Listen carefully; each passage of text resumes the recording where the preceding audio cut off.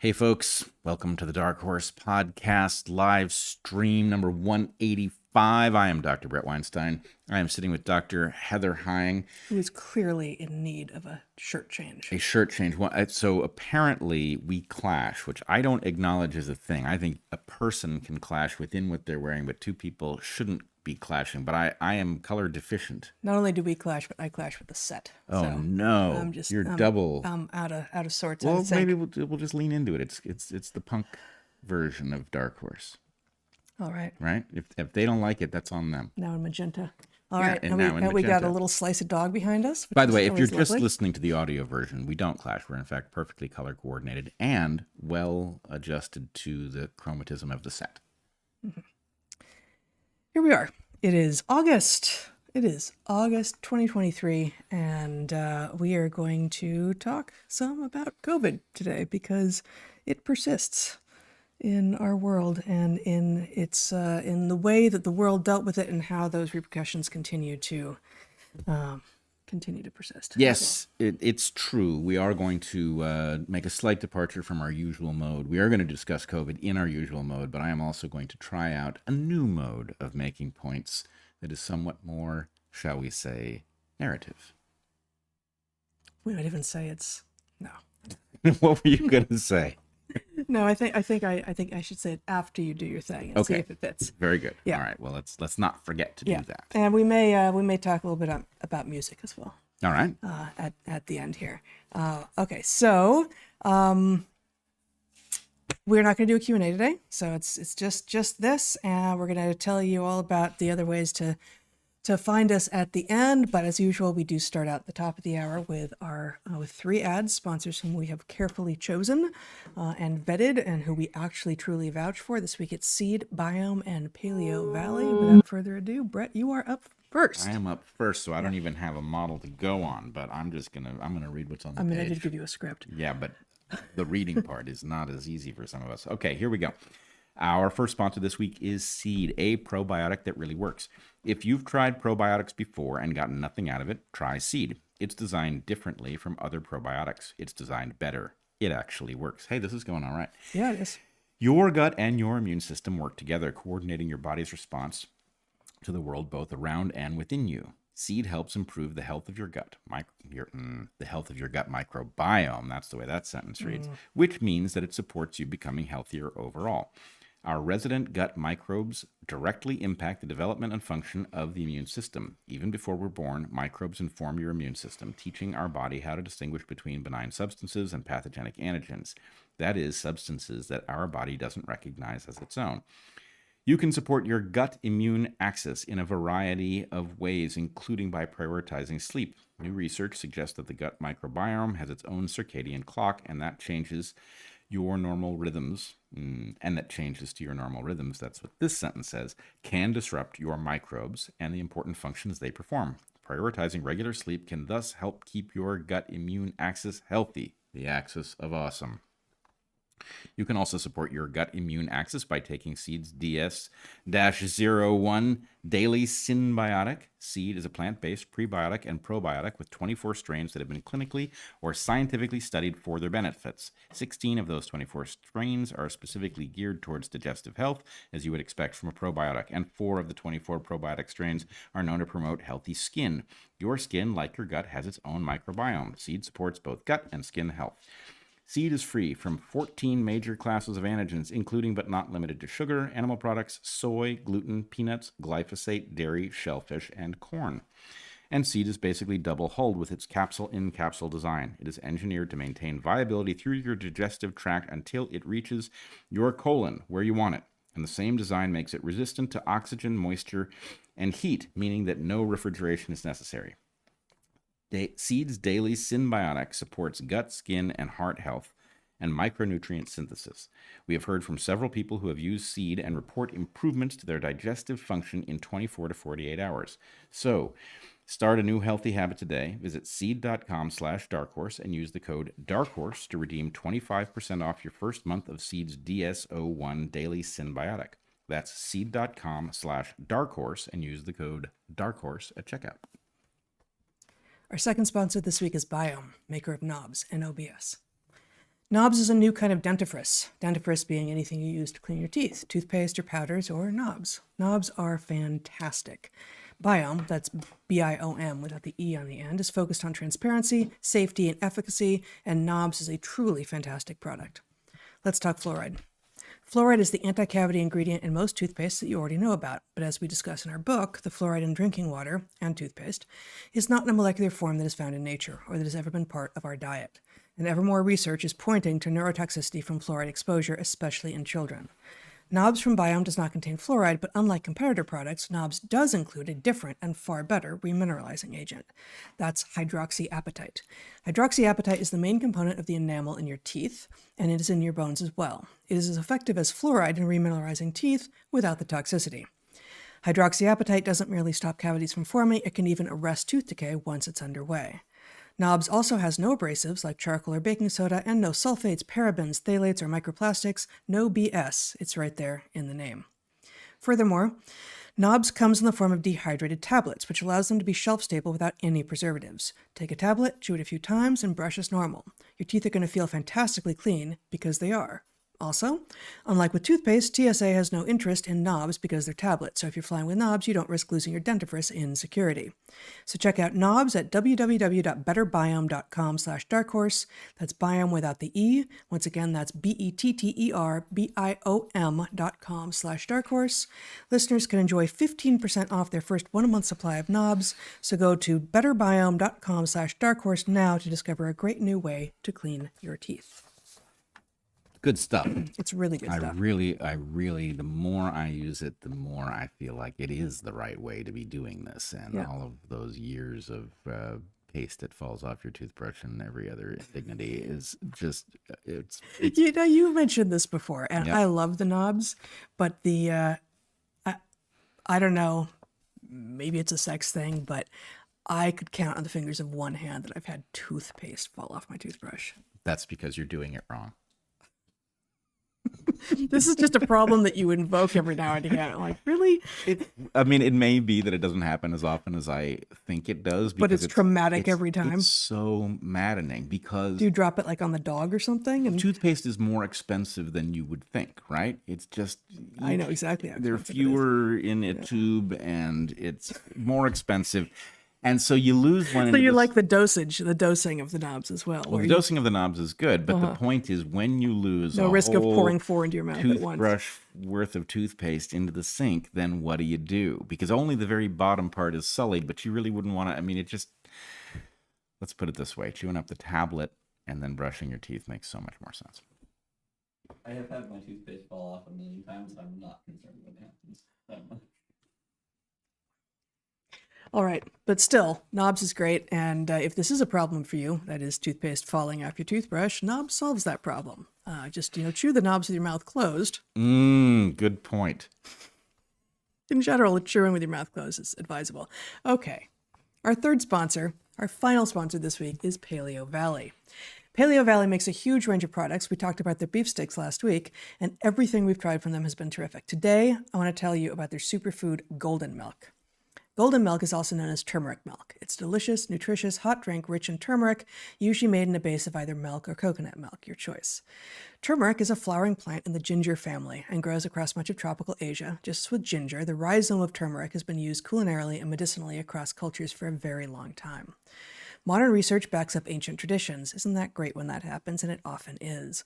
And we now know that turmeric is an antioxidant and anti-inflammatory among many other beneficial mechanisms of action.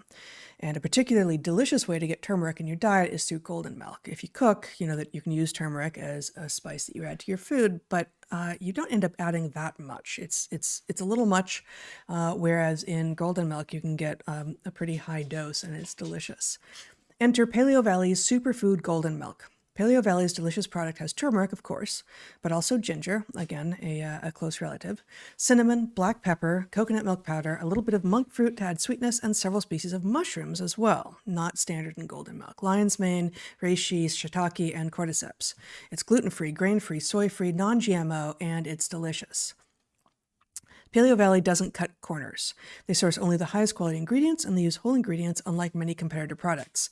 Their superfood golden milk, for instance, has whole turmeric, not just curcumin, which is a component of turmeric, which is often the like supplement that you would buy, and also whole certified organic mushrooms, not just the mycelia. Golden milk is understood to help reduce inflammation, enhance cognitive function, support immune function, improve digestion, and increase endurance, among other things. Paleo Valley is passionate not only about human health, but environmental restoration and animal welfare as well. And they're a family-owned company. Try Paleo Valley's superfood golden milk today. You will be so glad that you did. Head over to paleovalley.com/darkhorse for 15% off your first order. Yeah, the golden milk is very nice before bed. If you're looking for a little something, sometimes tea isn't the right thing. I apologize to our British listeners, but sometimes tea isn't the right thing, and the golden milk is super nice. I'm going to go a step further. I find that usually tea is not the right thing. Oh my God, are you trying to drive off our British listeners? That's right. Is that it? Yeah, tea just, I mean, we're our own country for a reason, guys. And Trying to revive the Boston Tea Party on it. All right, right. well. Yeah, but I rarely reach for tea. And the golden milk I have really enjoyed, and I hadn't made it at home before. I've ordered it in a few places where I've seen it on the menu and loved it. But Paleo Valley's superfood golden milk is a terrific product. Yeah, Really great. And you can as delicious in actual milk or coconut milk or some other milk alternative if dairy doesn't suit you, which it doesn't suit a lot of people. Indeed. All right. Here we are. Whoa. Here we are. A confluence. A confluence. So A confluence born of influence. I'm not sure who influenced whom, but no, I don't either. You've got a bunch of things that you want to talk about today, and they're all kind of related. It wasn't clear to me what order they might most beneficially go in, so I'm going to let you take the lead here. sure. Okay, let's start with John Campbell, who nice. I see another confluence. John Campbell, who reported on a new study. Zach, do you want to show the study? I also have it here. Or The study, yeah, the European Journal of You can show my screen because I've actually got the full article. okay, so sex-specific differences in myocardial injury incidence after COVID-19 mRNA 1273 booster vaccination. Now, the interesting thing about this study is instead of looking at people who showed up in a medical setting complaining of issues that then turned out to be myocarditis or pericarditis, what they did is they simply censused the blood of people who took a booster for troponins, which are a marker of cellular damage in the heart. So, in other words, this is a test in some sense of what we've talked about previously on the podcast, which is if you're seeing all of these cases of myocarditis, how many cases are you not seeing because they didn't reach a point where the person sought medical help for them, right? They had some pain, they misunderstood what it was, they never showed up in a doctor's office, which is still potentially life-reducing, right? Myocarditis is a serious condition, and it is profoundly associated with shortened lifespan. So it is good to know how many of these subclinical cases there are. And in this study, as reported by, do you want to read what you got there? Yeah, this is just from the abstract, and I'll skip the statistical specificity. But among 777 participants, median age 37 years, 69.5% of women. Among 777 participants, median age 37, 69.5% women. That's just that's the sample. 40 participants had elevated HSCT&T concentration on day 3, and mRNA 1273 vaccine-associated myocardial injury was adjudicated in 22% participants. And one of the interesting things that come out of this is not just the remarkably high rate of heart injury associated with the boosters. It was about 1 in 35, but that, as they say here in the abstract, 20 cases occurred in women, 3.7%, and 2 in men, 0.8%. And these are, mild and only temporary. So they are referring to these as transient, which is why presumably they haven't been caught previously. But that it's a much higher rate in women than in men.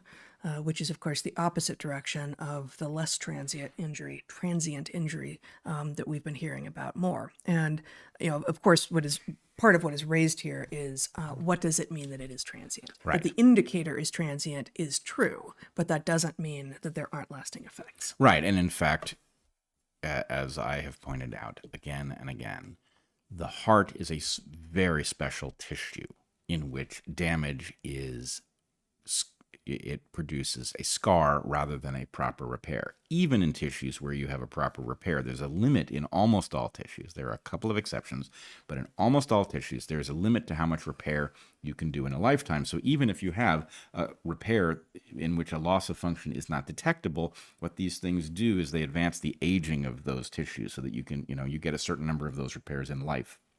And if you keep breaking the same thing, you exhaust them early. Right? Or, in my case, I lost teeth because an orthodontist moved my teeth too rapidly and he burned up my lifetime capacity for repair in jaw tissue. And so anyway, Your jaw tissue has a higher capacity for repair than your heart does. Vastly, vastly higher. And it has a built-in system for dealing with minor motions of teeth because your skull shape changes over a lifetime. But put that aside. The heart is one of a small number of tissues that has essentially no capacity for proper repair. That is to say, cells do not get replaced in kind. What they get replaced with is scar tissue that allows the heart to continue to function, but you don't regain the capacity of the fully functional heart that you damaged. So the expectation is these troponins are a useful marker. You ever wonder how, if you have something that seems to be a heart attack and you recover within a couple of days, they can test you and see whether you did have a heart attack? It's markers like this that they use. Mm-hmm. So anyway, the fact that these markers show up suggests damage to the heart. The idea that the markers are transient, as you point out, doesn't mean that the damage is transient. And all of it is pretty scary because myocarditis is demonstrated to be a life-shortening condition. So anyway, one does have the sense that the paper was written to emphasize the transientness. Here's an interesting finding, but maybe it... I didn't actually get that. I've skimmed the paper, and I did not get the sense that they were trying to emphasize the transientness, but trying to be very careful about saying as you say, the markers that we used were transient. Right. But in any case, the idea that if you test people who got this shot without them having to show up reporting a complaint, and you find a 1 in 35 rate, and it's not a huge sample size, but nonetheless, 1 in 35 is a huge number of people to have a heart injury from a vaccine that was given where almost all of the people it was given to would have recovered from COVID on its own, didn't need a shot to protect them. And what's more, the shot didn't protect them. The shot did not prevent transmission or contraction. And it even now seems to make contraction of the disease more likely if you get enough of these things. So the whole thing is an incredible debacle. It raises questions for me, of course, about what this research would look like in people after getting their first the first vaccine, because this is, of course, in people already vaccinated, hospital workers already vaccinated, going in for their boosters. So, is this a higher rate than we would see after a first or second vaccine? My guess is yes, that there is cumulative damage associated, that these markers may persist for longer, or come on in more people the more of these shots people get. But I haven't seen that research, so I don't know. Well, it depends radically. Sorry, I should say I haven't seen that research because I don't think it's been done. It depends radically on the mechanism of action of the damage. And we're going to get a little deeper into this in the next little section. But, depending, Marc Girardot, I think is his last name, advanced what I think is a high-quality theory, or high-quality hypothesis. Marc believes it is the reason for the damage. I believe it is a contributor. But his point was, he calls it bolus theory. And the idea is that a bolus dose that gets into your bloodstream by virtue of the needle not having been aspirated and occasionally hitting a vein results in a large amount of this mRNA coated in lipid nanoparticle flooding tissues of the body. And when a big dose of it hits the heart, you get the equivalent of an internal burn, right? Because those cells are taken up, they're then killed by the immune system. This is the thing I've been arguing, that when this thing properly transfects cells it wasn't supposed to transfect, those cells get destroyed by the immune system. And if that's in your heart, it's a disaster. That does not require it to be a bolus dose. That can be any dose. Any cell that gets transfected in your heart will then be attacked by your immune system. But in any case, if it's the bolus dose issue, so that each time you get one of these shots and the needle is not aspirated, you're running the risk of a bolus dose, then the basic point is it's a lottery each time. And so you wouldn't necessarily expect a big difference between the first shot, the second shot, the third shot. It's just that each time the chances that the needle lands in a vein would predispose you to an injury. And the point is, oh God, that's really scary. If it's 1 in 35 each time, then three shots in, you're 3 in 35. So it's a distinction between cumulative versus everyone is an independent crapshoot, rather like the risk from, say, some of the radioactive particles that may be in fish from Fukushima. Yeah, exactly.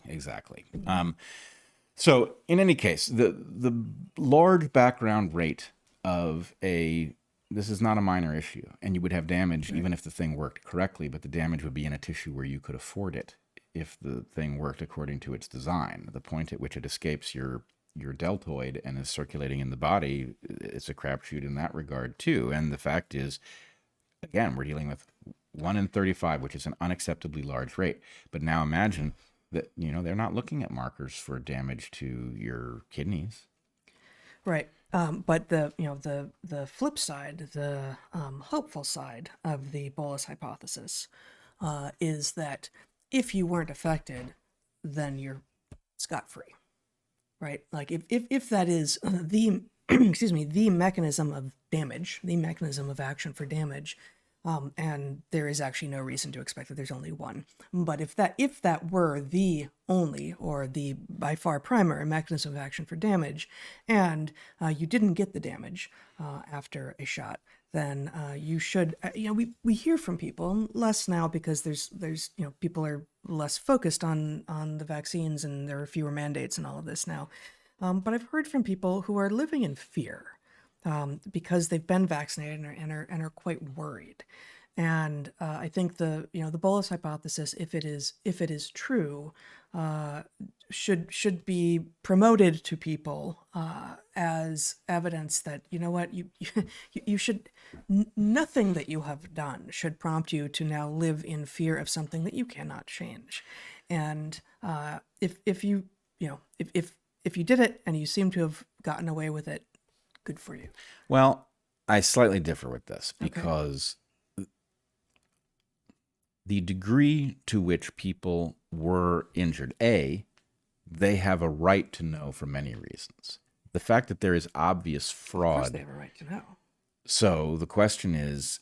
I would never suggest they didn't have a right to know. Okay, but the idea that you weren't harmed because it was a bolus dose that does the harm will cause people who maybe were harmed not to pursue levels of damage that may be less than they would have gotten in the case of a bolus dose.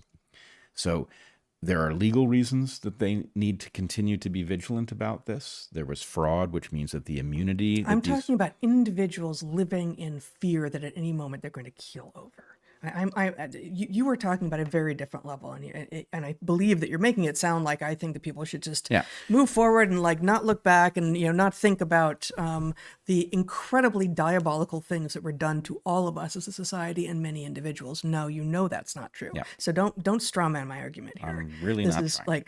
I was speaking to individuals, and maybe you just haven't seen these messages, but individuals who are scared and having a hard time sort of moving around in their own world because they've become, just as many people, and I think, the other side of that was many people were so scared of COVID and so convinced by the journalistic malpractice and public health malpractice that assured them if they just got these vaccines and if everyone around them did, then they would be safe.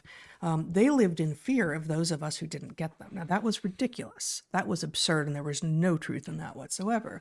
But there are some number of people who are scared walking around because they did get vaccinated and fear that that they're basically a ticking time bomb, and I don't think that's helpful.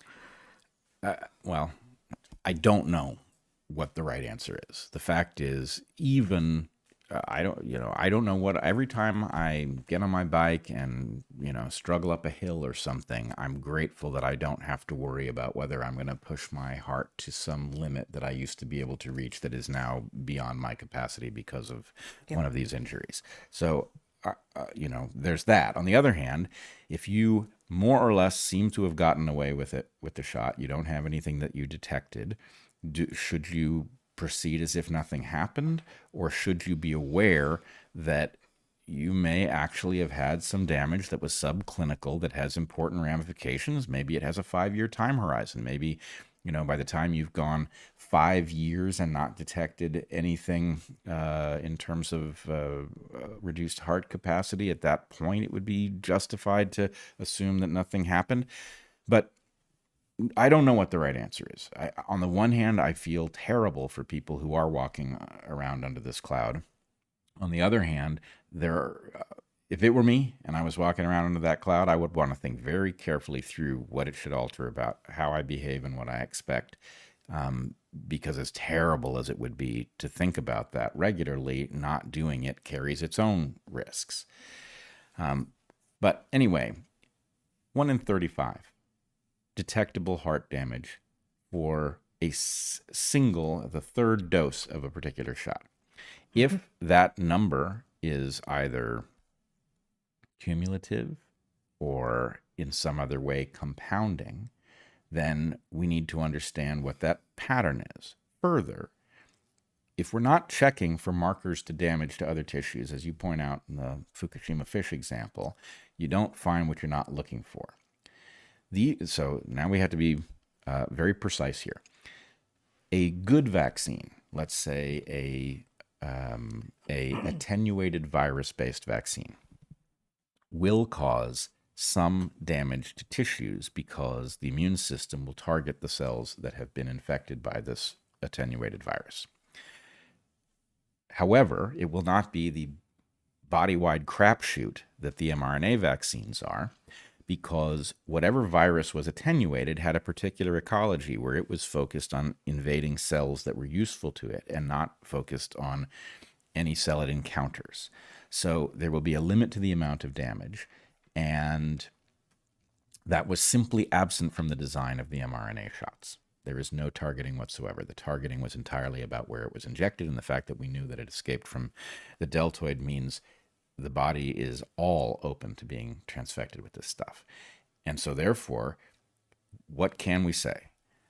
Unlike a normal vaccine, there will be damage across many tissues. That damage could be widely distributed, and in many tissues that will be unimportant, right? You'll not be able to measure a difference. Doesn't mean no damage. We shouldn't think of it as no damage, but we should say undetectable in any concentrated way. As even compelling traditional vaccines would cause, which is net beneficial because... Well, let's put it this way. If you take an attenuated virus vaccine, it has almost no reason to attack a cell in your heart because the heart is not a good place from which to spread to other people. So the heart would be isolated from that damage by virtue of the evolutionary ecology of the virus that was attenuated. Because no such thing exists with the mRNA platform, what we have to say is, look, this is going to transfect some heart cells. It's going to result in the immune system attacking those heart cells. There are people for whom that's just simply not a risk worth taking. Lots of them. An mRNA vaccine, in quotes, is inherently indiscriminate because you've abandoned the selective pressure of the original organism, virus. And of course, with SARS-CoV-2, we have that 2 times because you've already abandoned the original selective pressure of the original virus by creating a Frankenvirus in a lab based on an original virus. So you've got some selective environment that still the public health authorities and the researchers aren't being honest about with regard to how this thing was created in the first place. And then you've got a vaccine that is only providing instructions to make the spike protein. and that will go anywhere, as opposed to an attenuated virus vaccine, which is still driven by its, unconscious, all of this, but its original evolutionary pressure to get to tissues where it can then spread to other individuals, potential hosts. Yep. So for two big reasons, we've got these mRNA so-called vaccines that are more likely to do damage than a traditional attenuated virus vaccine. Yes, and I would point out that the logic of the attenuated virus vaccine is somewhat sketchier with the adenovector DNA-based COVID vaccine, but it's a lot closer because they did borrow an existing virus, right? It's not an attenuated virus. Somewhat sketchier than what? The logic that says an attenuated virus is limited by the ancestral ecology of the virus that was attenuated. This is, the DNA-based vaccine, they borrowed a wholly different virus, right? It's not SARS-CoV-2. Right. So it is effectively an attenuated virus, but because there's new technology here, it is less... It hasn't been fully stripped of its evolutionary background. Right. And so the evolutionary background will have it targeted on whatever cells that ancestral virus that they've borrowed. No, I don't know what the evolutionary ecology of that Of the adenovirus, I don't know. But let's just say, it existed in nature and it did something, and we know that something wasn't spreading from host to host by targeting heart cells. right, exactly. Yes. The point is a virus has an interest in leaving you intact in tissues where it is not getting an advantage by replicating, because you spread it more if you're still up on your feet, right? It's not like a mosquito-borne pathogen where knocking you flat on your back actually serves the pathogen. The virus wants you on your feet enough to spread it. And so that will apply to the adenovirus that the DNA vaccines are based on. It does not apply to the pseudovirus that is effectively what the mRNA vaccines are based on. Okay, so we've got some huge rate. If we look only at the heart, we've got a huge rate of subclinical injuries from a particular inoculation of a shot that people got many inoculations of, and we don't yet know the story of how those inoculations compound. Yep. So that is a frightening and important picture. As John Campbell says, if regulators don't take notice of this, what the hell is going on, right? How can they miss this? But anyway, that's where that story stands, and it's worth thinking about. Which then brings us to the next piece of the puzzle, which a conversation caught my attention. I haven't seen the full conversation, but it is Paul Offit talking to Gad Saad. And Gad Saad, so Paul Offit is I think a vaccine evangelist is the only term that, he's like a Hotez-like character, where he is such a passionate advocate for this set of technologies that he appears to miss the obvious signs that there are dangers, and that caution needs to be exerted. Cost-benefit analysis needs to be done very carefully and by people who don't have a conflict of interest. And recently, Bobby Kennedy Jr. has taken Paul Offit to task. Apparently, he had personal interactions with him in which he brought things to Offit's attention that should have raised Offit's eyebrows about vaccine safety, and I believe the lack of placebo controls, and Offit disappeared and wouldn't respond. So anyway, people can look into what Bobby Kennedy has said. But this conversation with Gad Saad and Paul Offit had an interesting exchange, which I will show you. We have a tweet that contains it. Do you want me to show the video? Yeah. Is there a problematic link between the COVID vaccine and heart inflammation? There certainly is a causal link between vaccination and myocarditis and pericarditis, no doubt about it.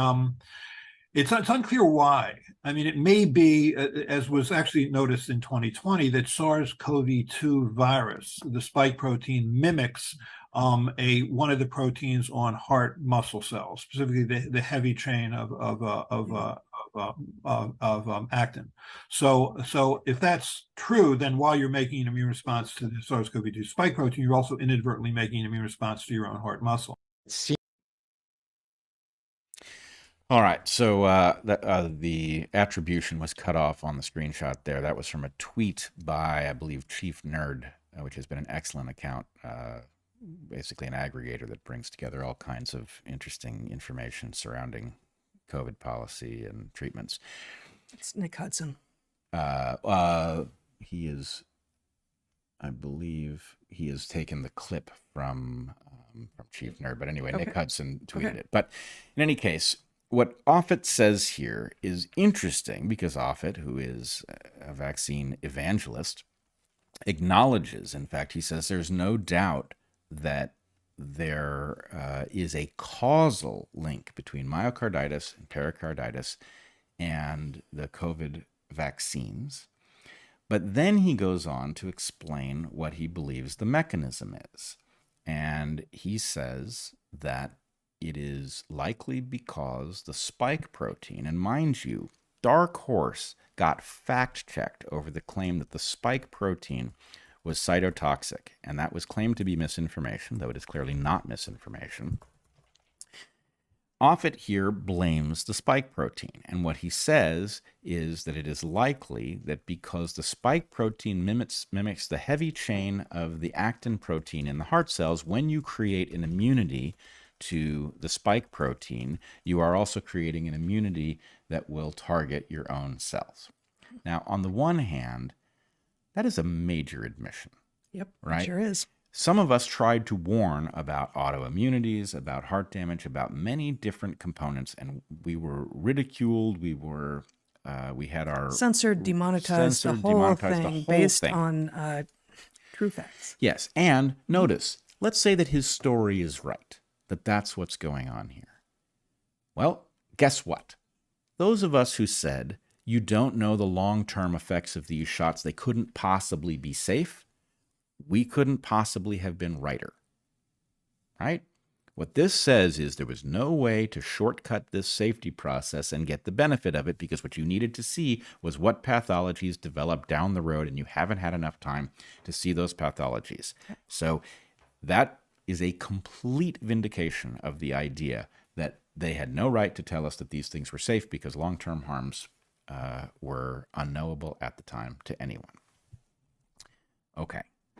But why is a vaccine advocate whose conflicts of interest have been raised by many, why is he making this acknowledgement? All right, it seems like a big acknowledgement, but I would argue that this is actually the medical equivalent of a limited hangout.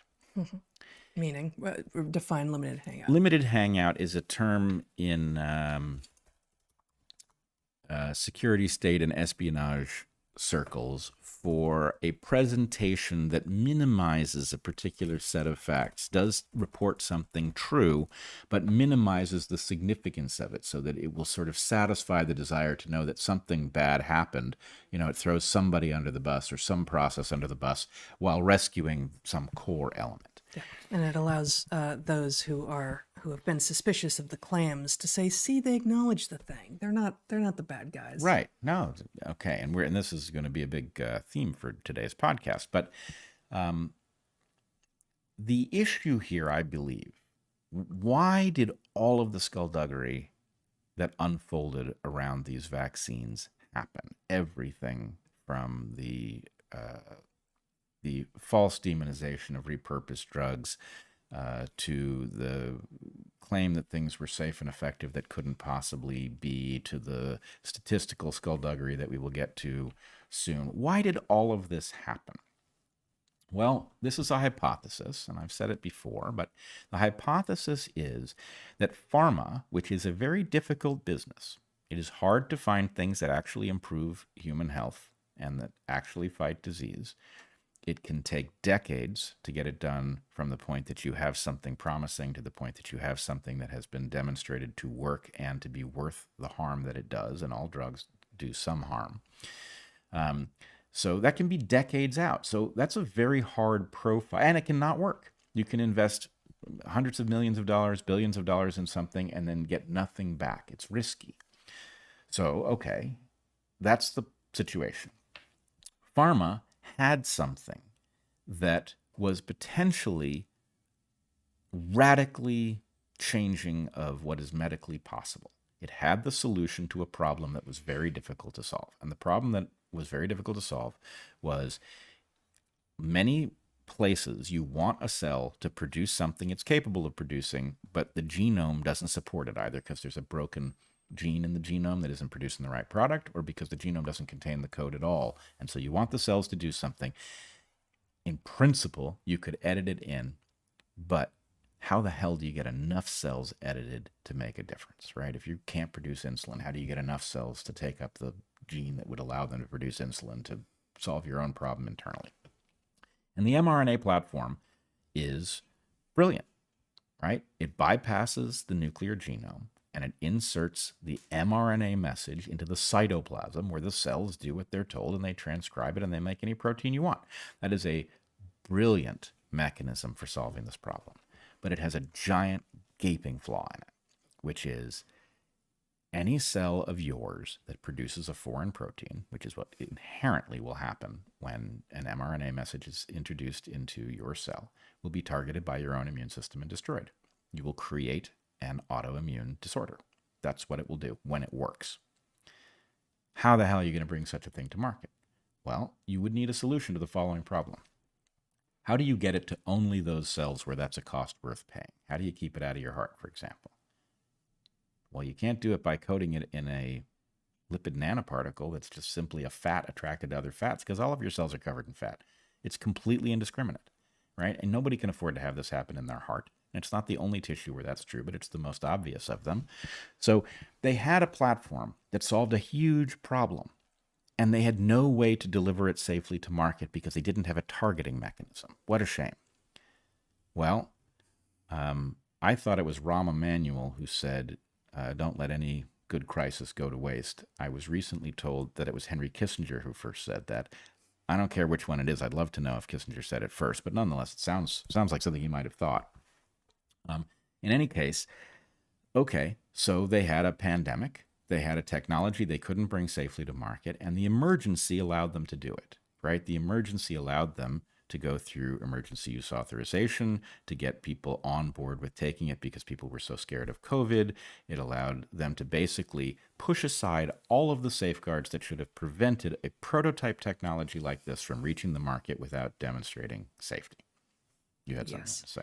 Well, this might be, it's going to be a big, long diversion, but this might be the place to share some from Clayton Fox's newest piece, because he talks some about the the creation of the EUA in the wake of, in the wake of the mandatory anthrax vaccines in the military. Well, let me come back to it. Okay. I'll just complete what I think is the Offit story here. So, okay, pharma accomplished the impossible. It took a technology that it owned that was, in my opinion, at least 3 decades out from being usefully and safely deployable, if at all. There's no telling whether you could have rescued it, but if they had a way to target it, it might have taken 3 decades for them to figure out what that way was, to figure out how to bring it about, and then to show that it was safe. And they didn't want to wait. And so this crisis gave them the opportunity not to wait. Now, here's the point. Now, you've got a huge fraction of the globe that has already accepted mRNA vaccine technology. And how? How accepted. are you going to rescue it from a 1 in 35 chance of damaging your heart? Right? How are you going to overcome the dawning awareness that this stuff is lethally dangerous and to tissues you cannot afford to have damaged? Blame the spike protein. Right. If the problem is inherent to the spike protein, then okay, we admit it, we picked the wrong protein, but all you got to do is swap in a protein that doesn't have some flaw like this, and the mRNA platform is right back on track. On the other hand, if we are right in what we have been saying for... If it's both things... If it's both things. Which it Spike is. protein is a bad choice, and it doesn't matter what protein. Any foreign protein transcribed by your cells is going to cause your own immune system to go after your own heart cells if that's where this thing ends up transfecting. Yes. So then... And it is both. It 100% is both. Well, let's just say... Okay, Logically speaking... That was a figure of speech. Yeah. I should not say 100% in a scientific context, but is the spike protein cytotoxic? Yes. Now we even have Paul Offit. What did you call him? A vaccine evangelist. Yeah. Acknowledging that. And is the mRNA platform itself going to indiscriminately, because it has shaved away all of the evolutionary context of the organism that it is supposedly vaccinating you against, indiscriminately attack things like your heart cells? Yes. Do I know that 100%? No. But it seems extraordinarily likely that both things are true, and we have evidence in both cases. And much evidence of many kinds has emerged since we first deployed that hypothesis, right? That there is evidence of immune cells attacking the heart where we have these cases of myocarditis. It's not simple inflammation. It is tissue destruction that is downstream of transfection of these cells, and even worse, this platform involves hyperstabilized mRNAs that, when the cells that contain these transfection elements are destroyed, spill out and are liable to transfect new cells. They may transfect immune cells, in fact, cells that are dedicated to cleaning up the destruction of cells that the body assumed were virally infected. So either we have that was an unfortunate protein to have chosen. We should have picked something else. But mistakes happen, which is what Paul Offit's claim is. Yep. Or this platform is still fatally flawed, and that's why it never should have been sped through all of the processes that would have been necessary to demonstrate you had a vaccine that was worth the cost of injecting it in people. So that's where we are. And I believe what Paul Offit is doing is a limited hangout designed to rescue the mRNA platform from the natural consequences of what we have now discovered at the cost of who knows how many lives globally, who knows how many years people lost, who knows how much the cost of this destruction has been. And yes, the spike protein was not a good choice, as we have said many times, but it is far from the worst problem here, and the worst problems do indict this platform until proven otherwise. Awesome. I mean, completely diabolically terrible. Yes. Awesome. Yeah. So should we talk a little bit about or read some excerpts from the tablet Sure. piece that Clayton Fox just published? Let me just take some notes here for a second. Spike protein.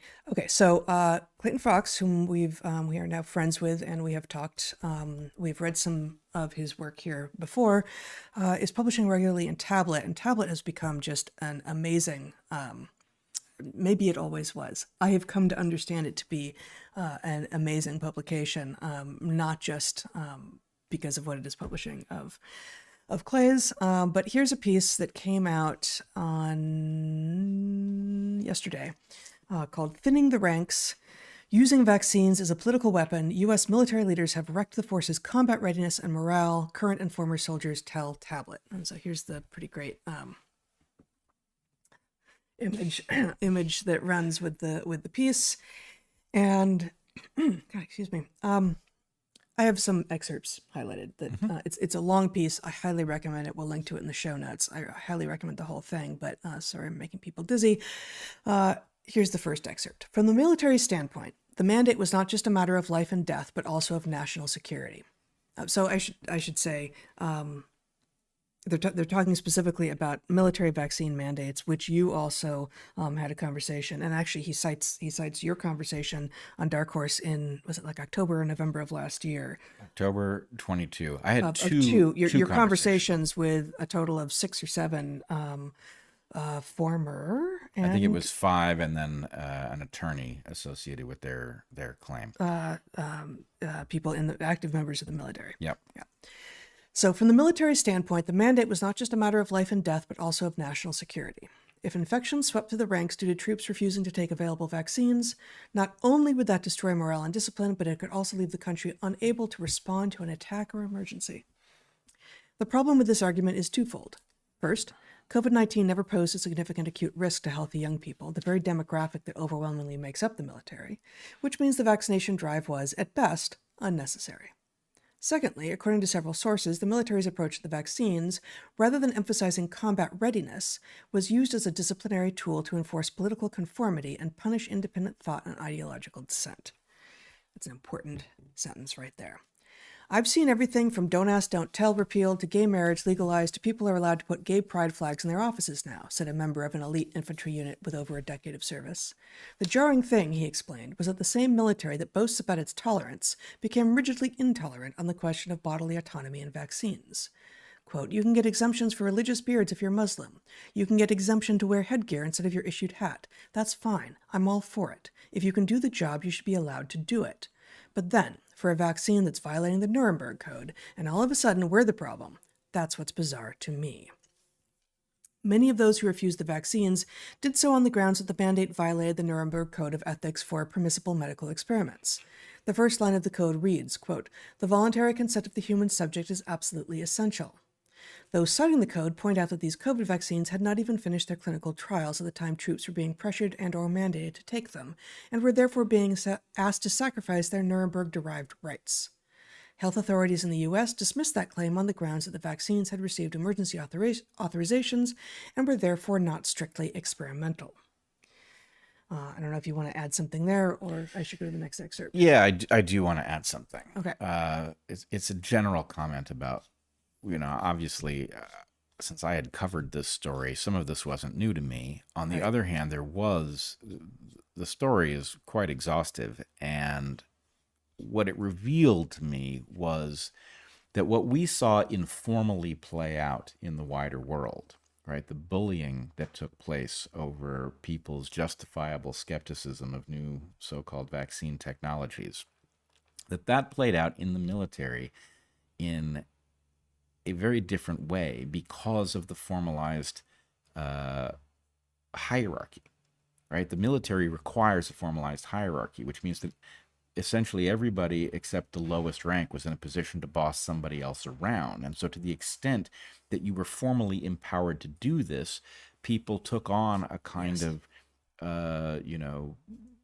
cinema drill sergeant approach to getting the people below them in line. Yeah. And this is so diabolical in a case where people had just a normal right to feel caution about a technology that was brand new, that they were being told that they needed for a disease that was not killing people in their circles. It's not killing healthy young people. Right. And that right vanished. And then the other thing is, and I wish the piece hit this note harder, the fact that by purging people, by driving them out, making their lives a living hell, and then formally purging them from the ranks if they refused at the point that the mandates became viable, we have created a force that is now compliant, right? A military force that will now accept immoral orders, including violations of a code that was produced at no small cost in U.S. military lives. Yes. Fully aside from the medical implications and autonomy implications and personal health implications, the mandates were a selective force that has created a compliant military. Yep. And we need, because of what the military is, because of the need for hierarchy, there needs to be compliance within reason, which is to say there needs to be compliance and reason. Every single soldier needs to do what they are told in times of duress, and also needs to be keeping their brain alive and thinking, you know what? Not that order. No, sir. Not that order. We need a force that can and does and will stand up to unethical orders when they come. And what we have had here is a selective force, a selective pressure to create a compliant force that will not. Now, the piece does say, and I have a few more excerpts, including one extended excerpt here to read, does say that many people, in some units, the estimation is a majority of people who ended up vaccinated were resistant, feel that they were duped, felt that they had no choice because they need to support their families, and were never pleased about it. So, that provides hope. Right? That it's not that people did the thing and went like, oh, wow, being compliant feels great. I feel terrific. I'm going to go about my day now. Like, no, I think in some ways, actually, you may have people who now have more reticence to unethical orders than they did before, but who are still in the military. I hope. Well, But I think it's at least a possibility. yeah, I agree that that's a possibility. I think people are wide awake in a way that these maniacs who built this policy did not anticipate. And I think in large measure that happened because a small number of channels that they did not control, including this one, were able to reveal that their narrative was garbage. Yep. But so what we can say is, what were they trying to do? I don't know if they were trying to create a compliant force, but it's certainly interesting that they deployed a policy that would have that as a natural consequence. Right. So, from the point of view of what William Binney called the turnkey totalitarian state, you can't have a turnkey totalitarian state if the military is fighting for the freedom of Americans, including their rights under Nuremberg, right? You have to do something to make the force deaf to Nuremberg, and this would be something you would do. The fact that it didn't work doesn't indicate anything about the policy being less diabolical than it was, because it was quite diabolical. Yeah. But yes, it did not work as well as they might have liked. A little bit more from, Sure. from Fox and Tablet this week. The COVID-19 mandate forms part of a pattern of vaccination. You want to share my screen here? The COVID-19 mandate forms part of a pattern of vaccination controversies in the U.S. military. In the first Gulf War, over 150,000 U.S. troops were vaccinated against the anthrax bacterium, which military brass feared might be used by Saddam Hussein on American troops. Parenthetically, notably, the United States also sold Saddam spores and technology that might have allowed Iraq to produce weaponized anthrax. One problem with the anthrax vaccine was that any expected weaponization of anthrax would come through an inhaled exposure, and the vaccine the military mandated had only been tested in humans against exposure through the skin. In spite of the fact that the anthrax vaccine wasn't licensed for prevention of disease via inhalation, in 1998, the DoD pushed forward with a military-wide mandate. Subsequently, a small group of soldiers refused to take it, with at least 500 eventually being thrown out of the military. Along the way, many were placed in military prison for their refusals. Prior to the mandates in 1997, a new section was added to Title X of the U.S. Code, the consolidation and codification of the general and permanent laws of the United States, requiring the Department of Defense to inform soldiers anytime they are being asked to take an investigational drug, the reasons why, and any possible side effects that might arise, as well as garner consent for administration. The only way for informed consent to be waived is by a written waiver from the President, and only if it's deemed necessary for national security. This was reaffirmed in an executive order signed by President Clayton in 1999. But the DoD didn't consider the anthrax vaccine investigational, in spite of it being used in an unauthorized manner, and so they didn't feel the need to get a waiver. In 2001, then Attorney General of Connecticut Richard Blumenthal advocated for the mandates to be thrown out due to the lack of a presidential waiver and concerns about quality control issues and FDA violations in its manufacturing. He wrote a letter to Secretary of Defense Donald Rumsfeld arguing that, quote, in effect, the military is forcing its personnel to serve as human guinea pigs for an unlicensed drug that has not been proven to be safe or effective, end quote. Blumenthal, now a Democratic senator, has taken a very different view of the COVID vaccine. In January 2021, Blumenthal told reporters, quote, we need these vaccines to go in the arms of our veterans and into the arms of all Americans, end quote. Tablet has reached out to Senator Blumenthal's office for comment on why the unlicensed COVID vaccines were different from the unlicensed anthrax vaccines. We have received no reply. The anthrax vaccine mandate, this is the last of this little section, the anthrax vaccine mandate was thrown out after 6 years, with the U.S. District Court for the District of Columbia issuing a permanent injunction in Doe versus Rumsfeld. But the legal backlash spurred the creation of an entirely new designation within the FDA, the Emergency Use Authorization. Codified in the 2004 Project BioShield Act, Congress created a pathway for the FDA to authorize unapproved biologics for emergency use in an imagined bioterror attack. Wasting no time, the FDA granted the anthrax vaccines an EUA in January 2005, which then allowed the military to resume anthrax vaccinations, though only on a voluntary basis. By year's end, the FDA had given the anthrax vaccine full licensure for use against inhalational anthrax, and the military mandates were back in force for troops headed to regions with a higher risk of biological warfare. Looking back, Dale Saran, a former Marine aviator and JAG who represented anthrax vaccine refusers and who is now a civil attorney, told Tablet that he believes, quote, anthrax was the trial run. Saran thinks that at least some of what drove the push for COVID-19 vaccines inside the military is simply profit. Quote, the biggest government contractors have always been the Raytheons. All of a sudden, with the biodefense thing, Pfizer is like the third largest defense contractor. The biotech pharmaceutical industry saw that they could wedge their way in and get a chunk of that fat Department of Defense pipeline. So a couple of things that should be added here. One, there is substantial evidence that the anthrax vaccination campaign is actually the explanation for what was called Gulf War syndrome. Right. So this was potentially a trial run here where the initial case, and I think the first EUA that was granted for the anthrax vaccine in this case. So anyway, rather like if you read The Real Anthony Fauci by Robert Kennedy Jr., you see that actually there is a precursor case surrounding AIDS in which a lot of the tropes were deployed for the first time. And, you know, it's basically a rerun. The COVID version is a rerun of many things that we had already seen with AIDS. In many ways, in the military, the anthrax vaccine campaign is a notable precursor of the same pattern that surrounded COVID. Yep.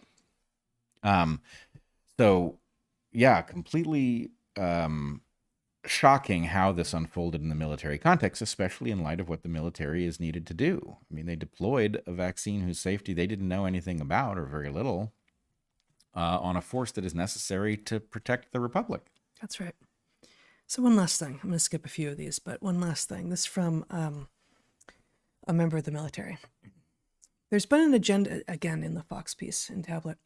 There's been an agenda at play that does seem to be pushing a focus on things that don't matter in what should be a militarily focused organization, such as paying for the surgeries of transgender members, said Larson. At the same time that the military is restricting, isolating, saying you're undeployable to unvaccinated soldiers because you're medically unsafe, because you're not receiving an experimental gene therapy that hasn't even been fully tested, that same organization is saying they will pay for you to receive the surgery and be stuck on these hormonal therapies that do literally limit your ability to be in isolated situations in many ways, he said, referring to an Army policy issued in June 2021, a few months before the vaccine mandate, that the service would pay for transgender soldiers to receive hormone therapy, mental health care, and surgeries where deemed necessary. The fact that those two things occurred at the same time, to me, is just evidence of an agenda at play. They are exactly the opposite of one another in terms of the kinds of arguments they are making about what is necessary and what is important for both health and bodily autonomy, and also for military readiness. Because, and you know, this is we're mostly talking about COVID vaccine mandates here, but to have the service member tied together, which I didn't know that they were so close in time, that the military had said, actually, we are going to provide the quote unquote healthcare for transgender members that includes mental health care, okay, but also hormones and surgeries, which put aside for the moment whether or not anyone should ever have those things done to them. But what they clearly do is render you a person who is a medical patient for life. If you do not maintain, depending on what the surgery was and depending on what the hormonal interventions are, maintain continuous medical activation of the fallout from those medical interventions in order to reveal yourself as the transhuman that you think you are, the transgendered human that you think you are, things go very bad very quickly. And so the military is simultaneously saying that they will support and fund such interventions, which make a force inherently less ready because you can't have such people in places where they will not have constant access to health care, and forcing interventions on people, which we know now, and there was lots of evidence before, have bad health effects. And Fox does finish this piece by saying that none of the people that they interviewed for this piece, that he interviewed for this piece, have any adverse events from the vaccines that they know. But that doesn't mean that they don't exist. 1 in 35 we're hearing. Right? Yeah. This is, and I tried to raise this point too, which is if you want a country in which individual freedom is prioritized in the way that it has traditionally been in the US, you need a strong, and that means masculine military. The idea that the military would voluntarily play games, the military can just simply say, look, if you are in some form of medical transition, you can't be in the military because it's inconsistent, right? It's simply incompatible with the mission, rather than coddling these beliefs and confusing the role, the mission of the entity. I think that's true, but that's more in the weeds than my objection here. No, right? It's not reasonable to be having healthy breasts be chopped off because you feel like they offend your sense of self. No, it's not a good idea. But presumably, a few months later, the ramifications of that are not such that you are going to be needing health care to maintain that condition. But the hormonal interventions and the so-called bottom surgeries aren't stable. Right. They aren't stable. We need a military full of people who can be sent out with not much, but a lot of training and their own ingenuity, and can be self-sufficient and can create self-sufficiency for not just themselves, but for a bunch of self-sufficient people, that the whole group can be self-sufficient and they can find what they need and do what they need to do and not fall apart if they don't have the intervention of some, hyper modern technological thing that has suddenly come on the market and is everyone, too many people's favorite pastime. No, it has zero place in the military. It's like saying, okay, I've always had this dream of summiting Everest, but I'm going to start on, cross-sex hormones and have a really invasive surgery a little bit before, and I'm going to expect everyone else in my team to make sure that I'm okay. Well, you know what? No. That you and your selfishness, and that's the shallow end of the pool, don't have any place on that mission. So I was going to say the feminizing of the military, the confusing of gender, is the shallow end here. The medical compromising that you're talking about is the next phase. The demoralizing of the force over threatening people's careers if they refuse to take these shots. And it's not even that. It's not even that you have to leave the military and go to a new career. These people did not get honorable discharges. They were threatened. They got general discharges, which means that anybody who's looking to hire them is going to wonder what it is that they did wrong. And so my point is, all of that is obviously going to destroy morale in this force, where morale is a central piece of the weaponry. And what I tried to raise many months ago, Robert Wright took me to task, and we had a little back and forth on DarkHorse about it. But my point was, we have enemies. We have a corruption problem in which people can buy policy changes that serve their interests at the expense of the interests of the American public. Why on earth do we think that so many policy decisions that compromise the morale, the readiness, the ability to recruit of this force, why do we think that that was actually just error upon error? Why is it not obvious that we should be asking the question at least, hey, all of these things make us less capable of defending the Republic. Some people don't want us to be able to defend the Republic. Have we checked to see whether or not there was influence exerted that caused us to do so many stupid things to this essential function? I'm reminded of our piece I wrote and we talked about here, and that actually we put on some DarkHorse merchandise. Do not affirm, do not comply. Right?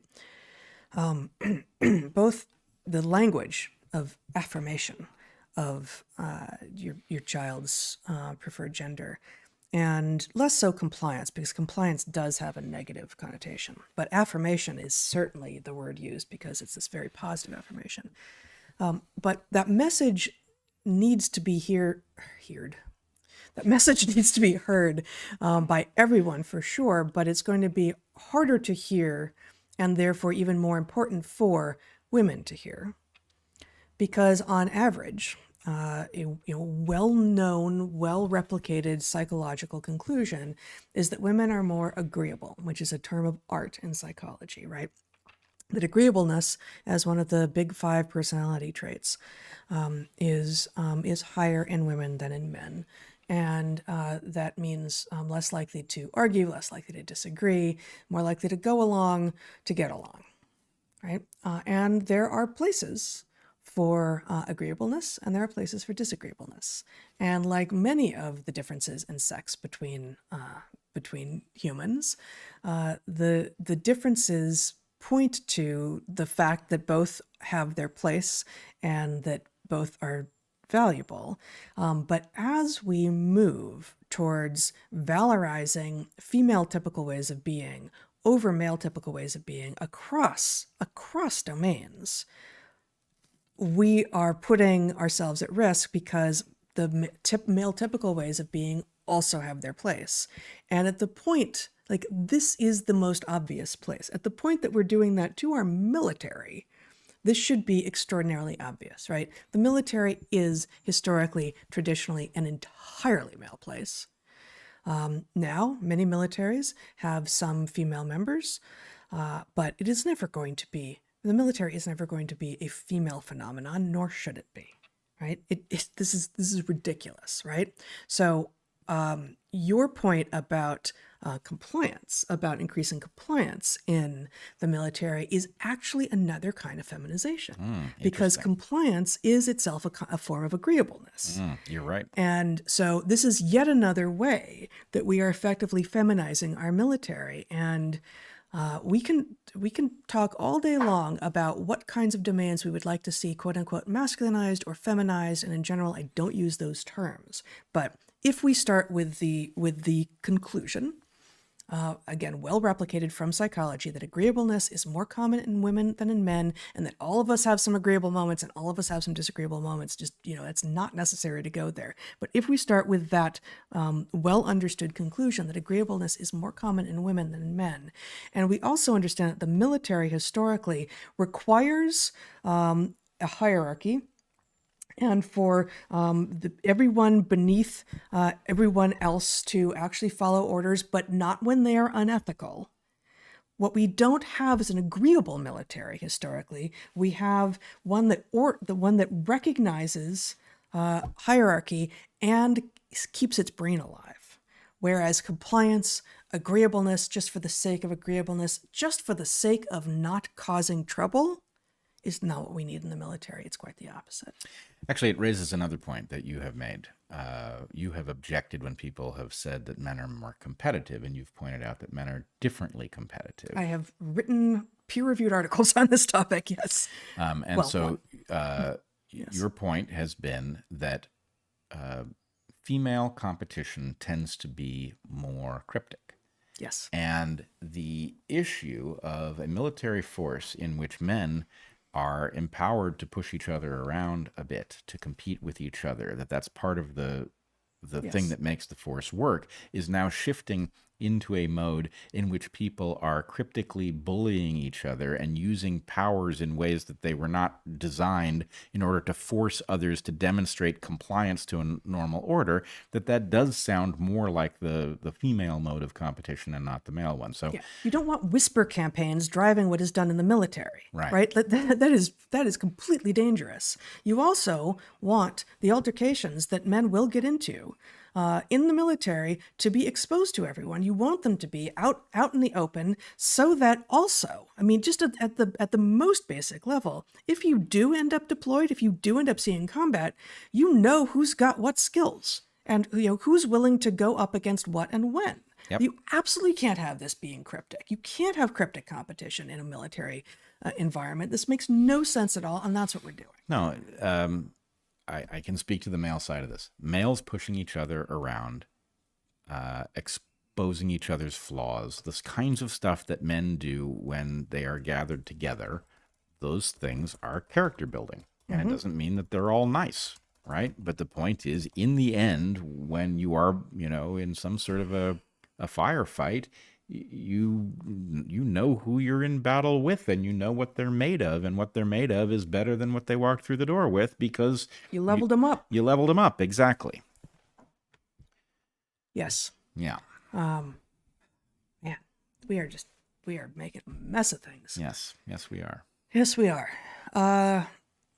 Okay. Did you want to talk? I know you're getting somewhere ultimately, but did you want to talk a little bit about this cheap trick? Oh yes, we must talk about Okay. the cheap trick. Okay. So before we get to why we're calling it the cheap trick, so there's an article called "The Very Best of Cheap Trick" based on the album Cheap Trick, the 1980s band, something like that. But this is about the statistical trick of excluding partially vaccinated people from the assessment of vaccine efficacy, so as to juke the stats, which guarantees a conclusion of efficacy. We talked about this back in Livestream 179 on June 21st of this year in our episode Science, Strong and Fragile.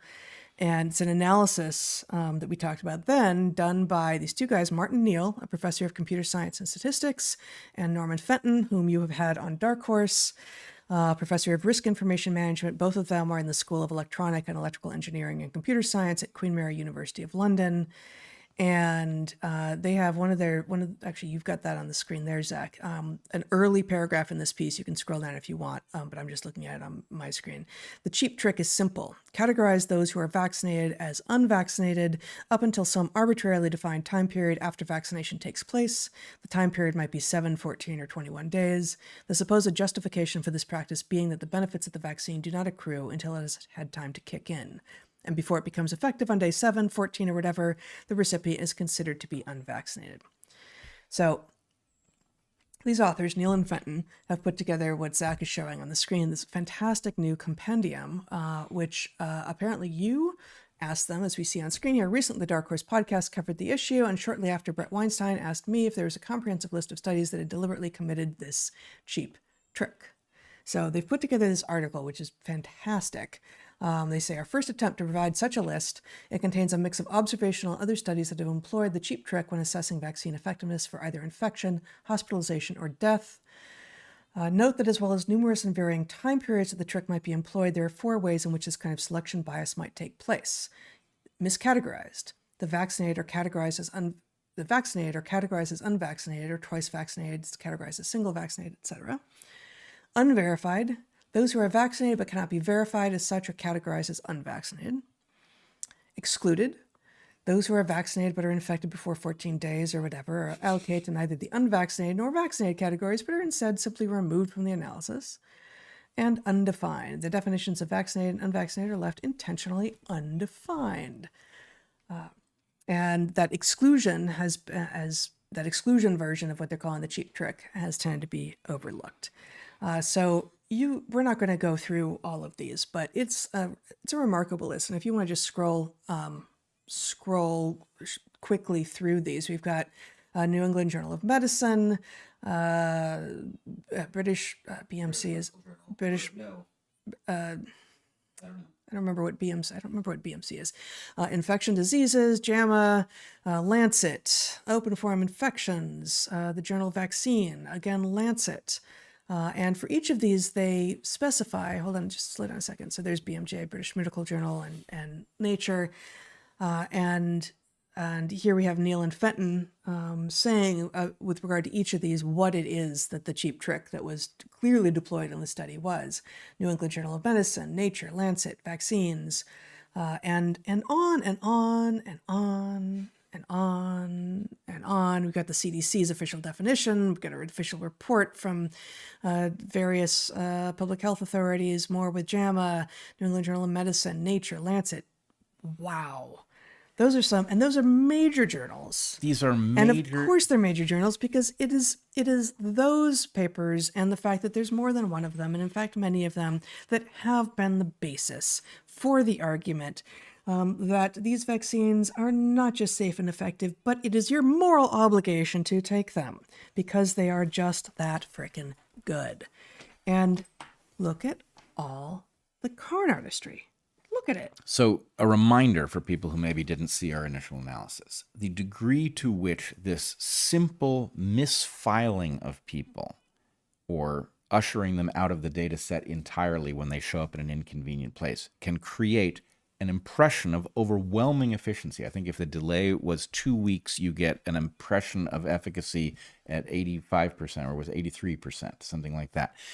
It's Something like that. an impressive capability, and it can do this for something that has no effect whatsoever, right? Right. If we decided that tapping your nose 3 times was the treatment, and then we decided it took 2 weeks to take a full effect, and then we ran this study, you would find 80 whatever percent effectiveness based on simply this categorization scheme. So here's what I want people to get from this. When somebody speaks about peer review as if peer review guarantees a certain level of quality, what in the earthly fuck are they talking about? If it didn't catch this list of people making a simple error that creates a statistical artifact that leads you to believe an ineffective drug is highly effective, if they didn't catch that, what did they catch? You Nothing. just couldn't. COVID. Right. Ultimately, they caught COVID. We know that. But for God's sake, it's not one study that made an error. No. Right? It is a Well, I mean, and it reveals almost certainly that it's not an error. Right. That's it. But the point is, you would imagine. So, at what level does your system have to be broken that these things are repeatedly submitted? The journal goes through some very serious process called peer review, sending it out to people who are expert and who scrutinize it because that is their scientific duty, who didn't fucking catch this. Like, there is no peer review, right? The point is, peer review is it is exactly like the rating agencies that stamped the garbage financial instruments that contained all of the bad mortgages during the subprime crisis as AAA, right? It's exactly that bullshit. It is. It's And- exactly that. So anyway, like seriously, every time you hear the word peer review, think about this list of papers in which this insane error that creates a totally fictional impression of efficacy just passed through peer review and nobody noticed, right? There is no peer review. That is Nor- an incredibly long and diverse list of all of the top publications. It's not like Yep. 10. And That's I think not every single one of those is peer reviewed, but the list that have been Right. There are some ostensibly agencies like the CDC's definitions, right. and such. And on there's a that list. preprint in there. But here's the question. Okay, let's say that Martin Neal and Norman Fenton are just that good, and this mathematical trick, which is obvious in retrospect at the very least. But it was utterly invisible to everyone until these awesome risk analysts and professors realized the problem. Yes. So here's what we're going to do. We're going to start a clock today. I think they've just published this list in the last week. We'll start it at their publication, and we'll see how long it takes for all of the papers that made this mistake to be retracted or corrected. Okay? Yeah. Yeah. Don't hold your breath. I'm betting the Earth ends first. That's what I'm betting. Yeah. Yeah. Okay. So that clock is now going. Yep. Yep. All right. All right. Doomsday clock. The doomsday clock. Right. Okay. All of which All was of in which. some service of a story you wanted to tell. Yes, I am going to try to switch gears and see if there's some other way to make points other than just simply saying what's in those points and describing why those points are true and things like that. So I'm going to try my hand at a parable, and we'll see how this goes. We'll see how it goes. All right. So the parable is about a frontier town, Oh. the town of Marksville. The town of Marksville is in the Idaho Panhandle. Is it? Yeah, it's a town so small it has one horse and no bank. Okay. Until one day, stagecoach pulls into Marksville, and from the stagecoach emerges a Mr. Fauci. Fauci? Mr. Fauci. I see. Mr. Fauci is an impressive man, despite being only 4'3", and he certainly speaks with a set of affectations that are characteristic of a well-educated man from the Northeast. He sort of sounds like this. He sounds like Senator. With all due respect, you do not know what you are talking about. That's how he sounds. So it's sort of like it's like John F. Kennedy, but without the authenticity. It's that. Okay, so Mr. Fauci gets off the stagecoach, and he announces his intention to set up a bank.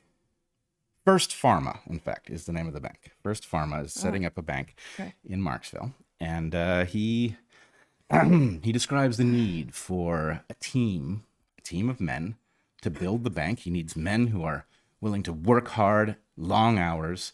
He will pay them $3 a day, which is a lot, and they will be paid in full once the bank is set up and has the cash on hand.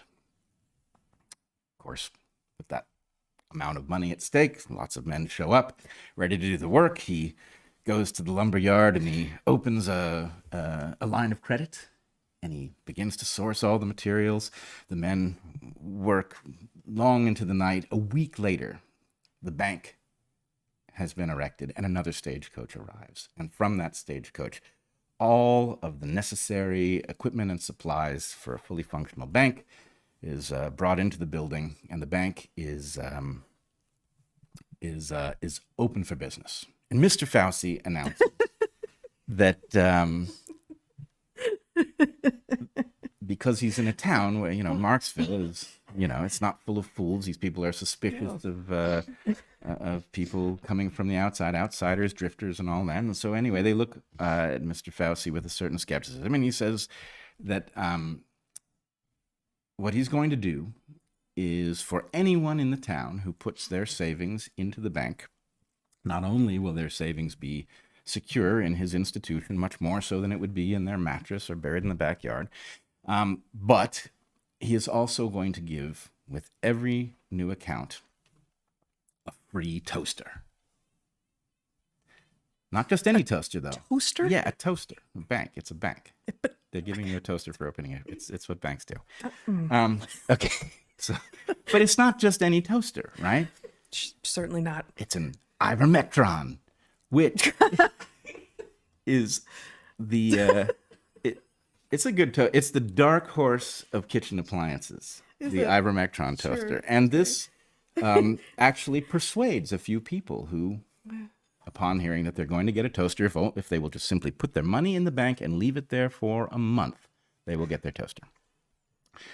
So a few people at first start depositing their money, and as others watch the folks who have been persuaded by this offer deposit their money, they think, actually, that'd be a pretty good idea. I don't want to be the last person out here to have my money in my mattress, and I do want one of those ivermectin toasters.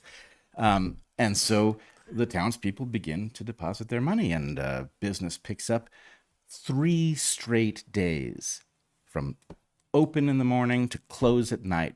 Nothing but deposits until every last person in Marksville has deposited their savings into the bank. They all feel a great deal of relief.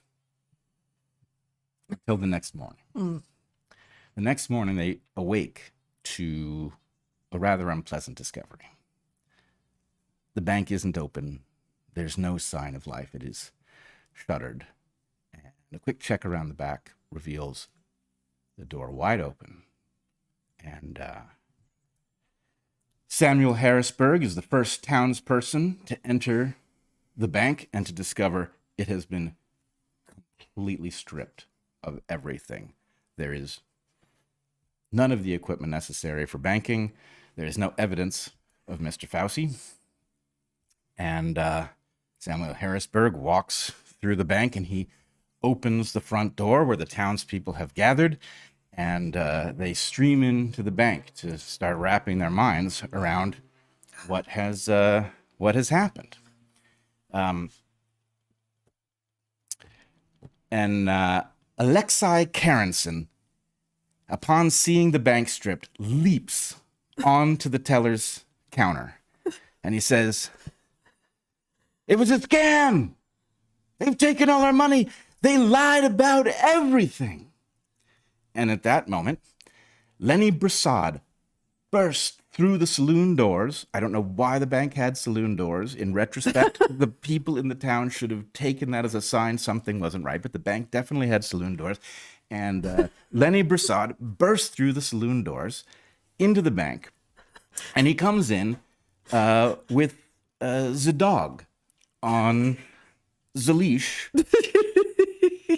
I think I am now borrowing from Norm Macdonald.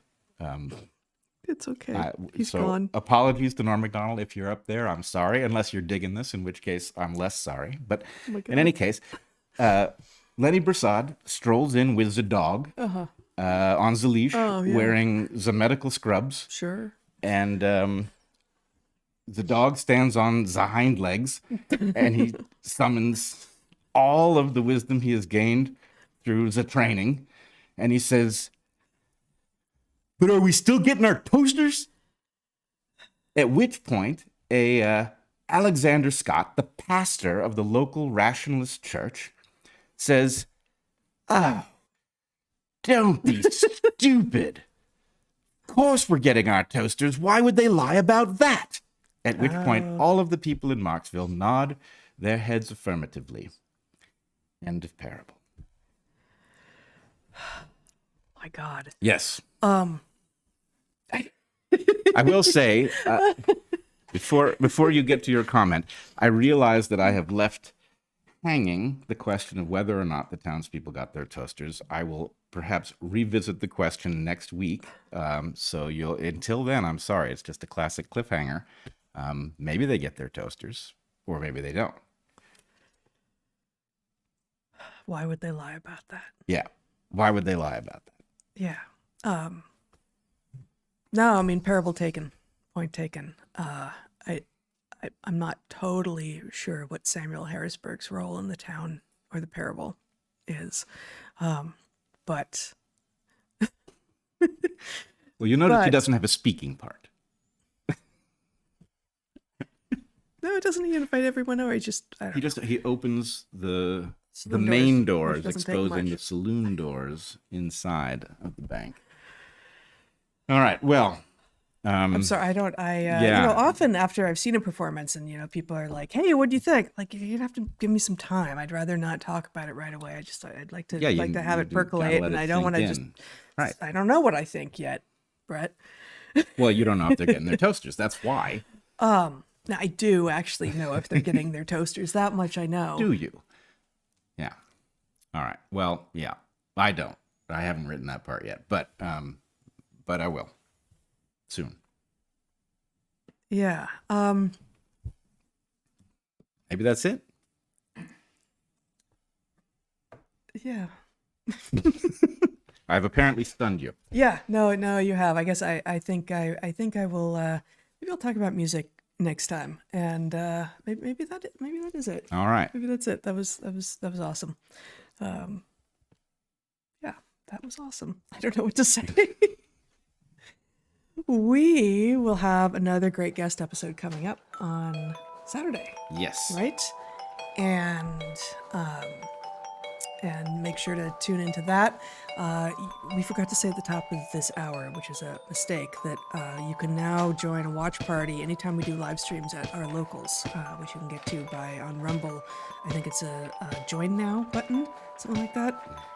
And we encourage you to go there. And we're also going to, as of August, be doing our private monthly Q&A through locals. So please consider joining us there. Check out Natural Selections, where I write almost weekly. I did not post anything this week, in part because I'm working on something else, which I will talk a little bit about next week as well. Hey, check out our store at darkhorsestore.org, where we have lots of cool merchandise, printed and manned and will manned by a lovely couple right here in the United States, including that "Do Not Affirm, Do Not Comply" merch, which I think, well, unfortunately, it's never going to go out of style because it's never going to get less relevant. Do not affirm, Bret. Do not comply. I'm not affirming or complying. Yeah, no, I know, and nor have you been ever. We, of course, have our book, Hunter Gatherer's Guide to the 21st Century, available everywhere, including signed copies right here in the islands where we live on Orcas at Darville's, which you can also find online. And we have our Patreons. We are moving people as much as possible, encouraging people to go to locals, but we still have our Patreons open, and there are some things that happen there that don't happen anywhere else. So you can join us there. The Discord server is available on our Patreons and is soon going to be available on locals. And there you can join karaoke, happy hour, book clubs, lots of great stuff, lots of great people. And of course, again, check out our wonderful sponsors this week, which were, I've forgotten already what you read, Seed and Biome, which makes a non-toothpastey dentifrice, which protects you from the scourge that is dropping your toothpaste in your sink, Bret. And also Paleo Valley with fantastic products like their golden milk. And I've now lost where I was. There we go. We are supported by you. Please consider subscribing to our Rumble channel, joining locals, also subscribing to YouTube, Clips channel, all of that, sharing anything that you find interesting, relevant, surprising, shocking, all of that. We benefit from that, and we appreciate your support.